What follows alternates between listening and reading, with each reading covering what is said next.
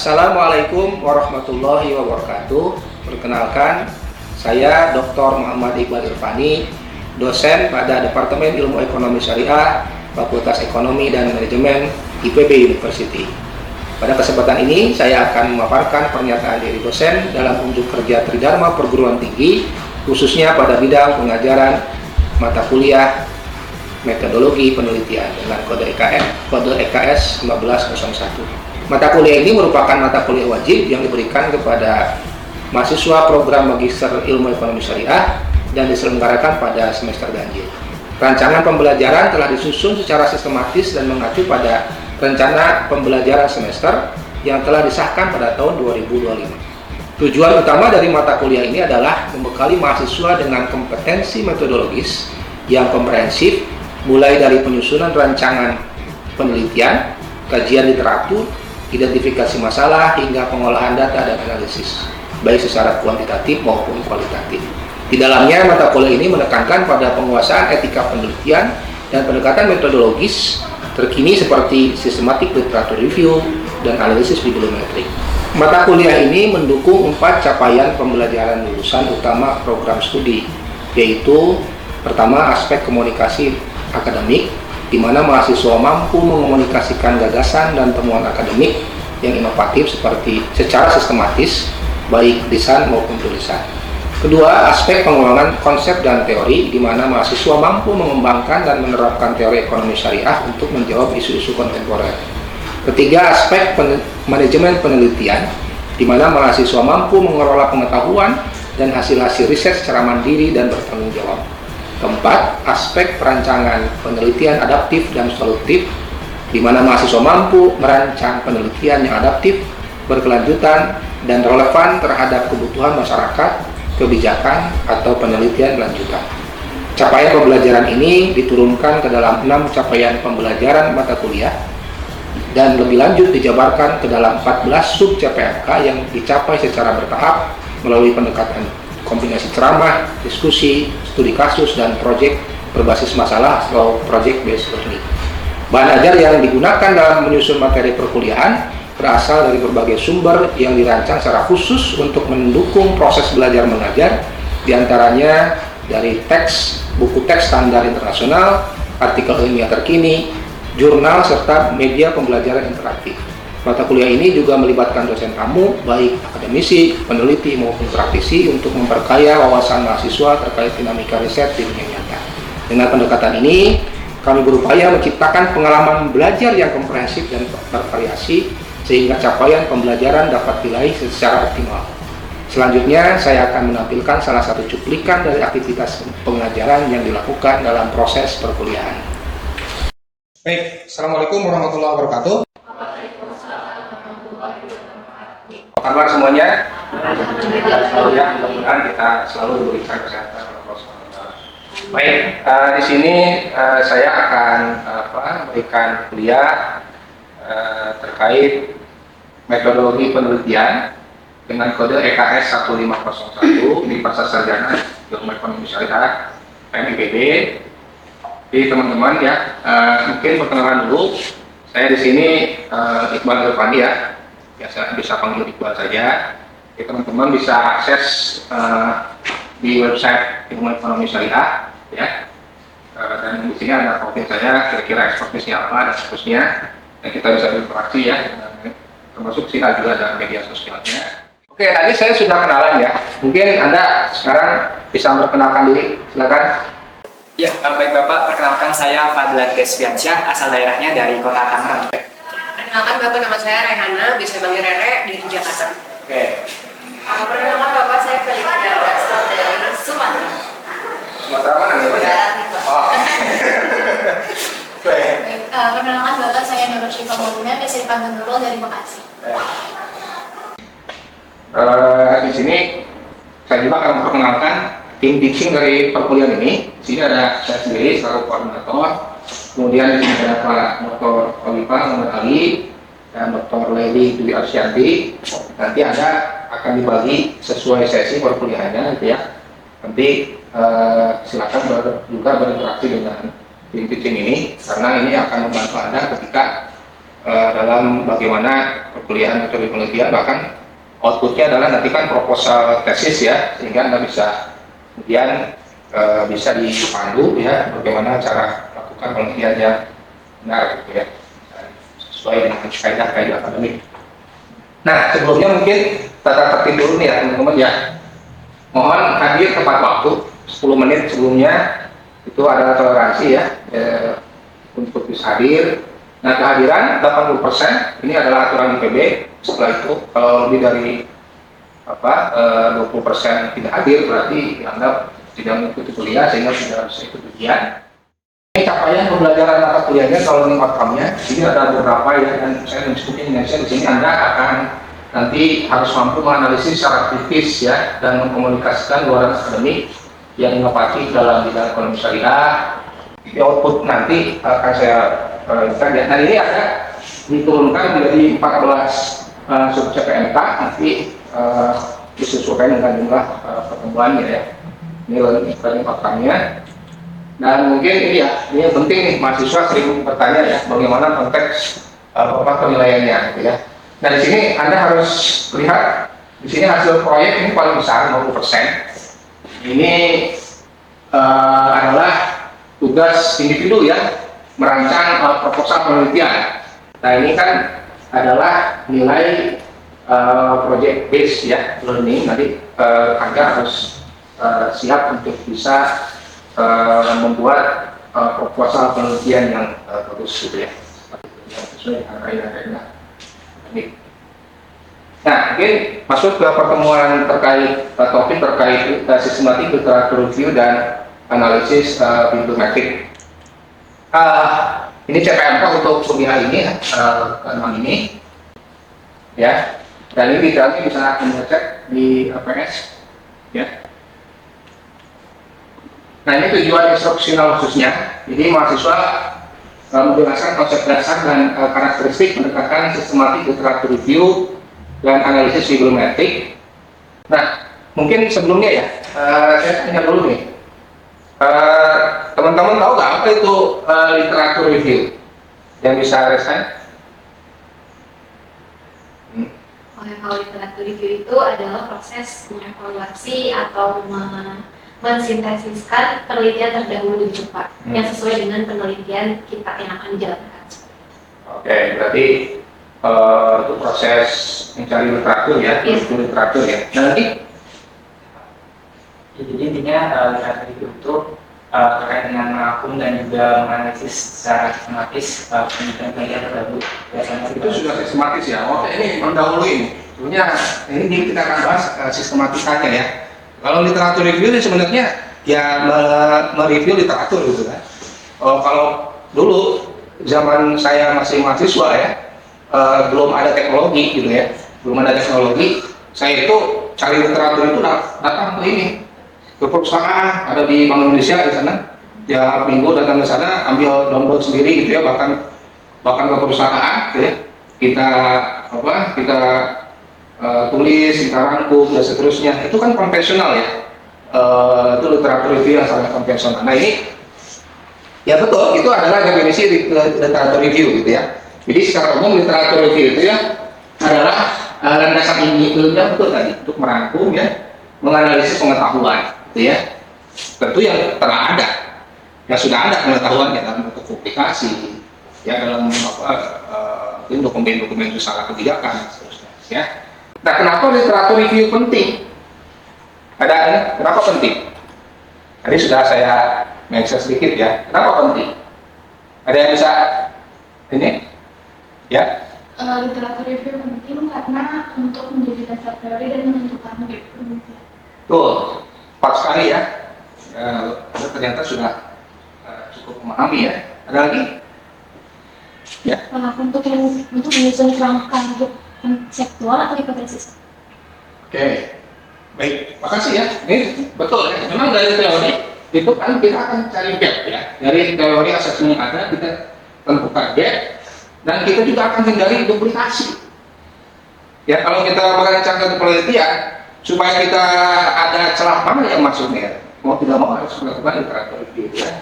supaya kita tidak menduplikat, ya kan kita ingin ada kebaruan, ya ada novelty dalam penelitian. Inilah pentingnya literatur review.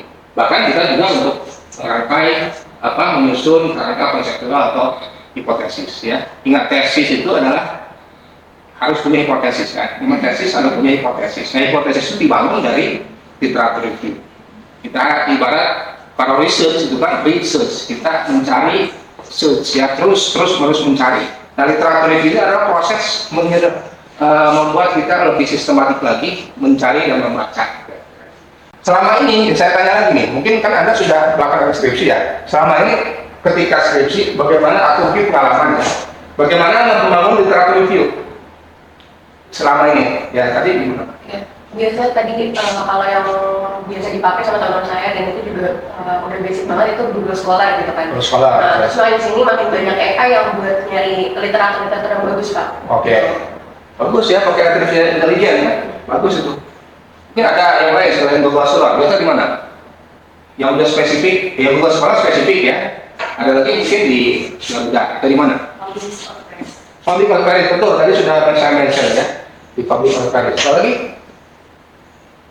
Ini udah cukup familiar, ya, dengan, tapi yang ini masih conventional literature review sebenarnya itu. Karena kalau kita ingin melaksanakan sistematik itu, nah ini banyak sekali nih saya sebut metode pendekatan literatur review.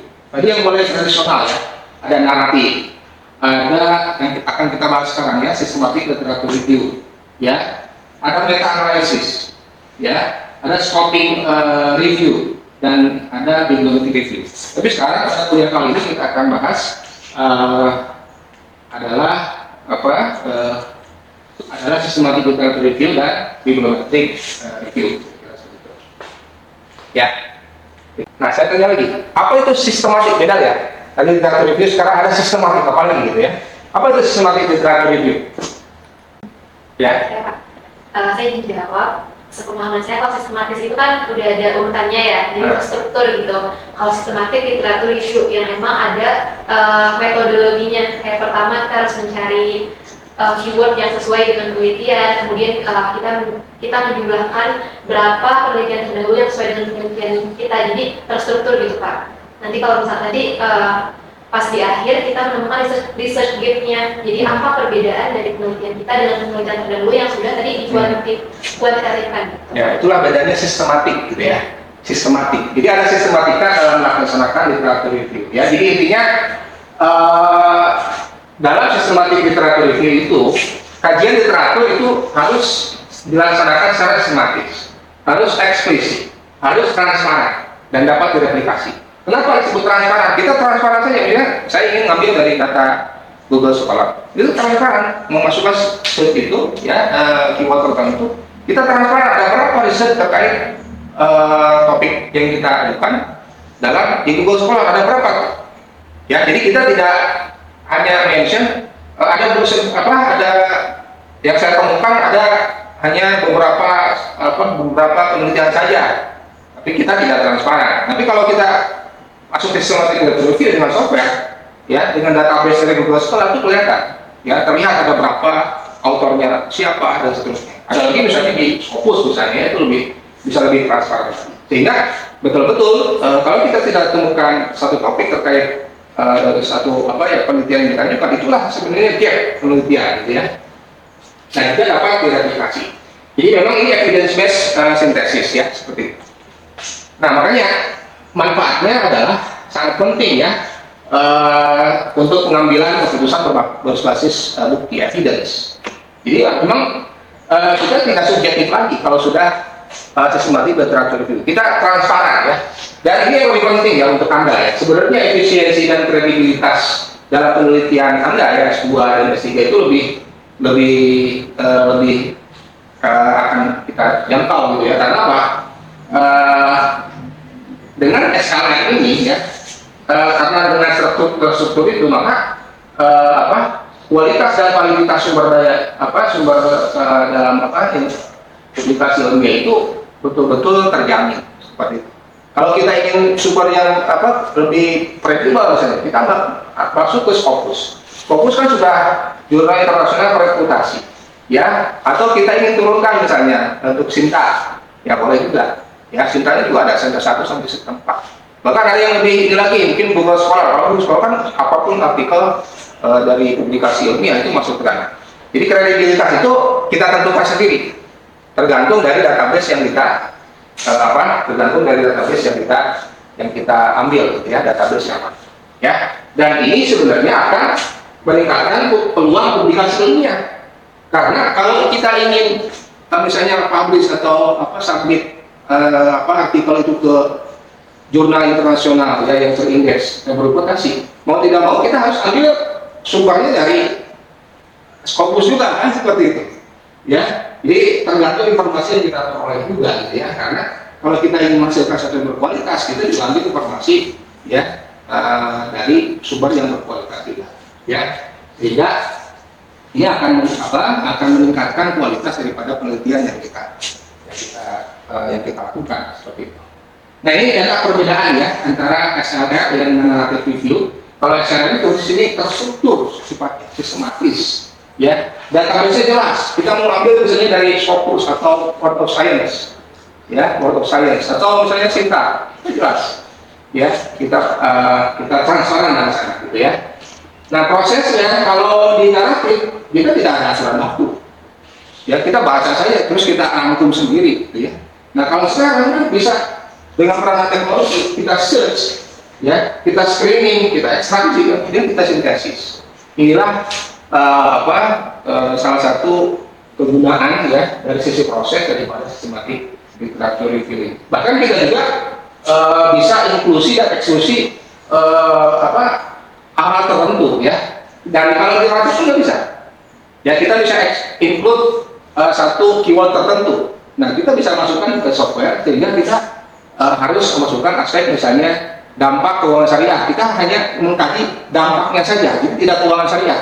Nah, kita bisa includekan impact-nya itulah, seperti itu. Jadi kalau dengan sistematik literatur itu, sehingga penelitian yang kita hasilkan itu lebih lagi ya, lebih menusuk lagi, gitu ya, lebih masuk ke ranah yang betul-betul spesifik kita akan tuju, seperti itu ya. Nah, lalu bagaimana cara kita melakukan sistematik literatur review? Nah, ini banyak cara ya. Jadi ada 7 step nih, ya, ada 7 step. Tapi nanti akan saya berikan juga video tutorial lah kira-kira untuk bisa mencapai 7 step ini, ya. Yang pertama ini memang rumuskan pertanyaan penelitian dulu. Ya, kita ada 3 komponen nih. Biasa bisa pakai PICO ya. Population-nya bagaimana? Kita ingin UMKM, itu masukkan. Ya, I-nya, interest-nya, gitu ya. Misalnya UMKM adalah terkait pembiayaan syariah, ya, dan keuangan sosial Islam, misalnya. C-nya ya, comparison-nya, gitu ya. Bagaimana perbandingan misalnya dengan pembiayaan konvensional, ya. Outcome-nya juga, nah, kita outcome-nya ingin misalnya pertumbuhannya, atau bisa juga outcome-nya yang lain bisa misalnya bankable-nya, gitu ya, bisa juga. Nah, ini aspek PICO ini penting nih untuk kita ketahui, ya, sehingga kita bisa merumuskan pertanyaan. Ini penting juga ketika kita membuat pertanyaan dalam penelitian, aspek PICO ini harus ada, ya, population-nya, intervention-nya, comparison-nya, dan outcome. Setelah itu tentukan parameter pencariannya. Tadi saya sebut database mana nih, Scopus, ya, Word of Science, ya, Sinta, ya, dan seterusnya. Ya. Yang ketiga, kembangkan kata kunci. Nah, ini ada teknik boolean ya, and, or, not. Karena beda-beda. Kalau and kan kita harus memasukkan 2 hal itu ya, misalnya impact, and misalnya small orders. Ya, berarti kan dua-duanya harus ada. Ya. Kalau or berarti kan impact atau yang lainnya. Itu kan akan menentukan nanti jumlah artikel yang akan kita raih, gitu ya, dengan perbedaan atau order. Bahkan kalau itu berarti exclude, gitu ya. Nah, ini penting, from ini ya, ada kunci strategis ini kita bisa pelajari, gitu ya. Coba Anda bisa cek gitu ya di mesin pencari itu dengan metode ini. And or not itu pasti akan berhasilnya.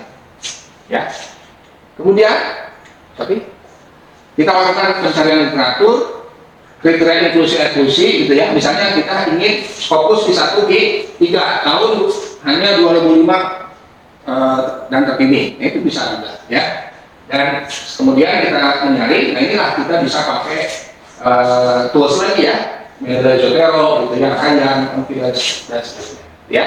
Dan terakhir adalah menganalisis dan konsistensi. Ya. Nah, memang teman-teman ya sering kan mengalami kendala dalam meneliti ya. Ya. Kita kadang-kadang bingung gitu ya, topik apa gitu ya. Topik apa gitu ya yang lagi in gitu ya. Topik apa yang banyak sekarang diteliti dan itu sangat powerful dampaknya. Nah, ini dengan systematic literature review ya, terutama di bagian awal ya di bibliometrik ini bisa dilakukan ya, bisa kita lakukan sehingga kendala-kendala yang saya sebut tadi ya, kita tidak tahu topik yang terang apa yang sedang berkembang, bagaimana mempromosikan research question gitu ya, atau terlalu banyak artikel yang kita peroleh, kita bagaimana caranya nih merangkumnya gitu kan dan seterusnya. Nah, ini dengan systematic literature review ya, dengan bibliometrik ini bisa lebih efisien lagi ya. Jadi metode ini cukup powerful ya untuk Anda bisa melakukan efisiensi yang tadi saya sebut ya. Nah, ini bibliometrik ini adalah awalnya gitu ya. Nah, apa sih yang dikaji dalam bibliometrik gitu ya? Jadi sebenarnya bibliometrik ini adalah pra systematic literature review gitu ya. Nah, ini bibliometrik itu saya sebut ya, analisis dan mengukur publikasi. Jadi tadi jumlah artikelnya, bukunya atau bab bukunya, jenis publikasinya, ya. Dan ini penting ya, analisis bibliometrik ini untuk menganalisis kuantifikasi dari publikasi yang sudah ada, ya, sehingga kita bisa pelajari dan memastikan fenomena tertentu atau research question yang kita maksud tadi ya. Ini misalnya ya, untuk bibliometrik ini aspek-aspeknya akan kita formulasikan dalam bentuk gambar seperti ini ya, dan linkage-nya seperti ini. Nah, apa yang dipelajari dalam bibliometrik? Nah, ini ya, kita belajar kita tahu ya kan, autorsnya, originnya, ya, source-nya, content-nya, citation-nya, dan aspek atau atribut-atribut lain yang kita bisa kuantifikasi ya. Kalau jurnal kan ada informasi ini ya teman-teman ya, ada judulnya kan, nama jurnalnya gitu ya, ada nama judulnya, ada autornya, abstraknya gitu ya, dan ada informasi-informasi yang lain di jurnal. Nah, kita tidak perlu lagi satu persatu, cukup karena ini sudah ada meta file-nya di jurnal itu, sehingga kita bisa analisis langsung gitu ya. Nah, itu penggunaannya ya, penggunaannya itu mengidentifikasi tren ya, identifikasi penulis, bagaimana tren penerbitan akan datang, dan memprediksi produktivitas penerbit itu sendiri. Jadi penting nih, tren ke depan akan kita ketahui dengan bibliometrik ini ya. Misalnya mulai 20 itu akan sangat tinggi, karena apa? Ya itu orang beras ke sana seperti itu ya. Nah, ini contoh ya, ini yang sudah saya lakukan nih. Halal supply chain ya, bibliometric analysis ya. Ini